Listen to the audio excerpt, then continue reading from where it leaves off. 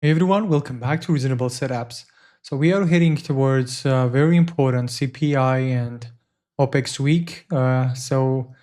Considering the fact that we are in a high volatility range, I will expect it to continue. You can see on a 12-hour chart, the momentum to the upside is getting a bit faded. But of course, it is still an uptrend, and shorting this market is you need to be very, very careful. So 4-hour chart is very bullish as well, despite that fading momentum you can see on the 80-hour oscillator. So yes, according to the IG weekend futures, we are having another gap down for about 0.5%, but I don't think it means that we'll have a bearish week. We have seen a lot of times we are closing even the Sunday gap on Monday. So yeah, expecting a very volatile week and CPI and CPI, PPI and retail sales for this week. Yeah. And of course, on Friday, inflation expectations is important too. So back to the charts, I will open the 15-minute chart, which is very important to me. You can see the momentum a bit fading. So this 15-minute inversion fair value gap currently is holding as resistance.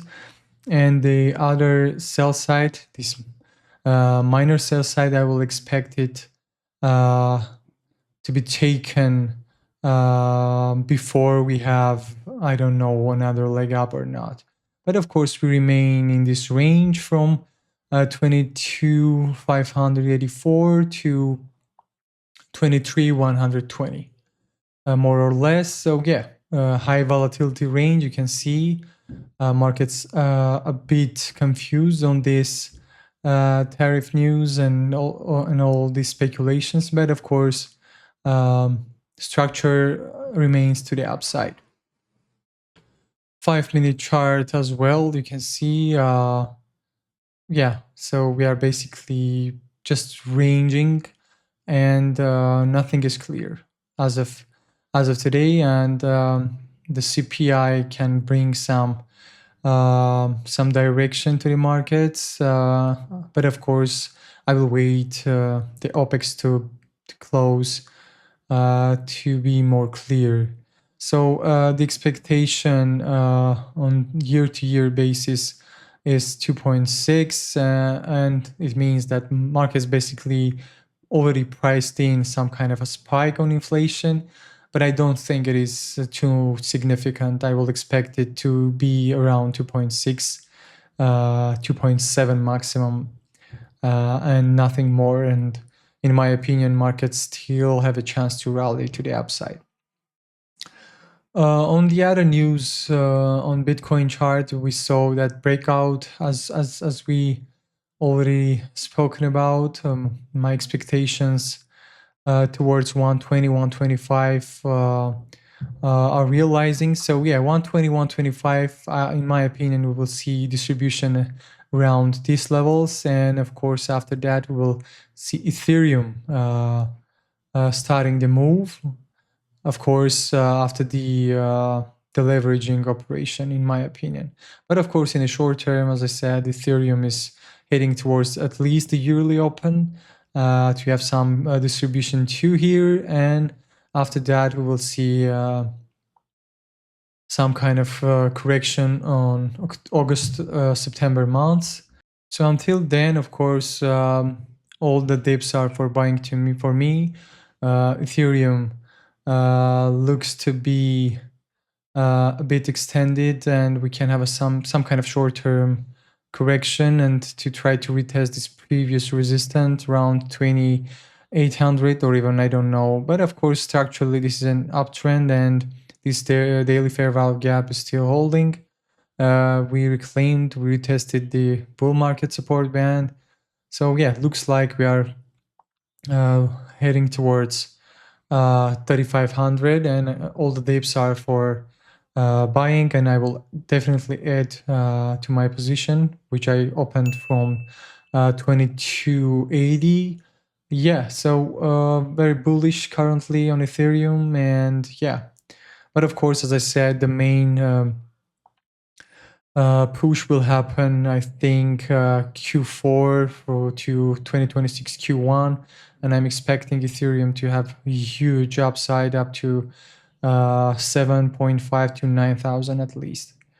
And of course, let's open the current futures leverage, and we will see that Ethereum looks like so the fundings are basically neutral, and the open interest is around 16 billion. You can see it was up around 4 billion for the last 2-3 days.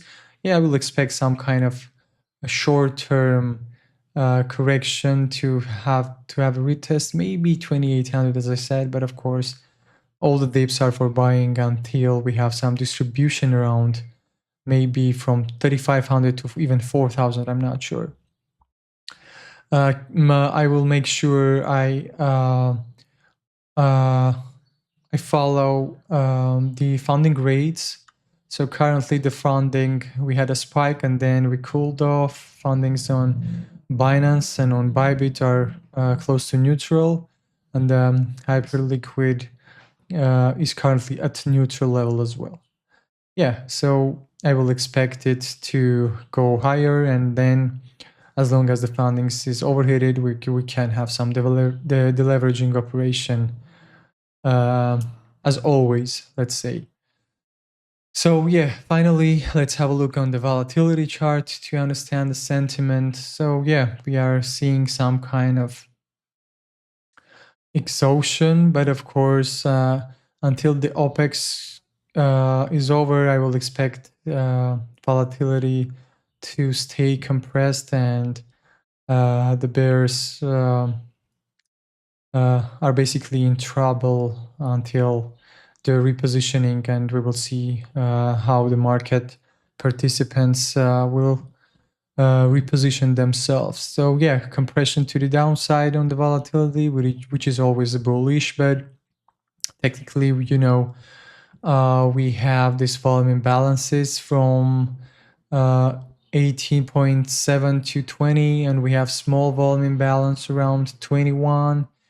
So yeah, I will expect it to be close sometimes in Q3, and then of course the Q4 I think is gonna be very bullish, and I will expect SPX to hit my target to 6,900. Yeah, bull market still continues, and before I let you go, let's understand the sentiment. We are close to extreme greed, and put to call ratio is around 0.6, which is overheated a bit. So short-term correction in Q3 will be very healthy, and we can have some retracement to 0.8 or 0.9. But of course, the bull market is still here. That's pretty much it for today. Very bullish on Ethereum, especially. So make sure you are not shorting the Opex, and I will try to update as soon as possible. So thank you for your attention. Have a good one. Bye.